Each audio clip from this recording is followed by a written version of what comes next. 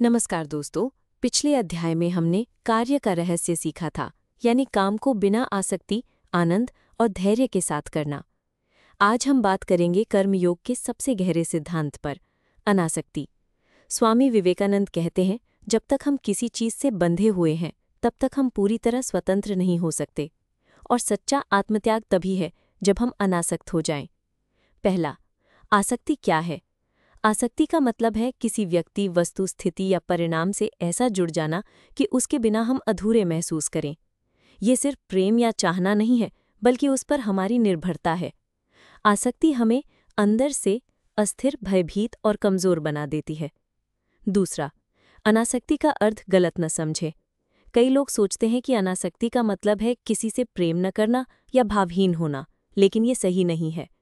असल में अनासक्ति का मतलब है सबसे प्रेम करो, लेकिन किसी के गुलाम न बनो।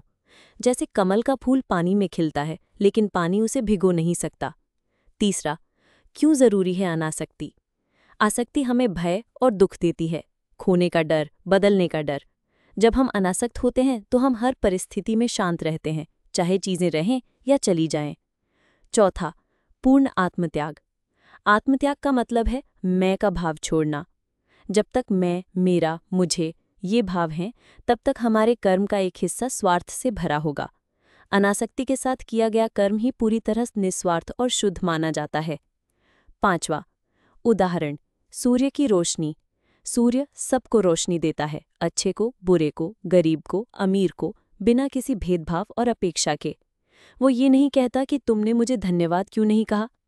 यही अनासक्ति का आदर्श है, देना और छोड़ देना। छठा, प्रेम और अनासक्ति का संतुलन। विवेकानंद कहते हैं, प्रेम करो पर चिपको मत।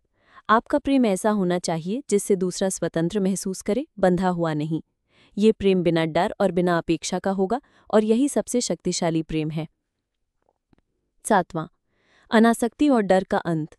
जो अनासक्त है उसके पास खोने के लिए कुछ नहीं, इसलिए उसे डराने वाला कोई नहीं। ये अवस्था आपको अकथ्य आंतरिक शक्ति देती है। आठवां, अभ्यास कैसे करें? छोटे छोटे त्याग से शुरुआत करें। रोजमर्रा की कुछ आदतें या इच्छाएं जो आपको बांधती हैं, उन्हें धीरे धीरे छोड़ें। परिणाम की चिंता छोड़ें, काम करें, फिर उसे जाने दें। हर व्यक्ति को स्वतंत्र देखें, किसी को अपना स्वामित्व न मानें। ध्यान और आत्म जागरूकता।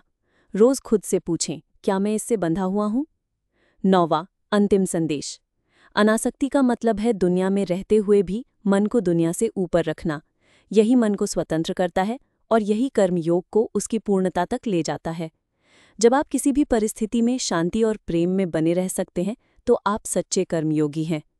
दोस्तों, ये था अनासक्ति ही पूर्ण आत्मत्याग है। अगले अध्याय में हम कर्मयोग की यात्रा का अंतिम पड़ाव देखेंगे, स्वतंत्रता, जिसमें विवेकानंद बताते हैं कि कर्म और ज्ञान का अंतिम लक्ष्य मुक्ति है।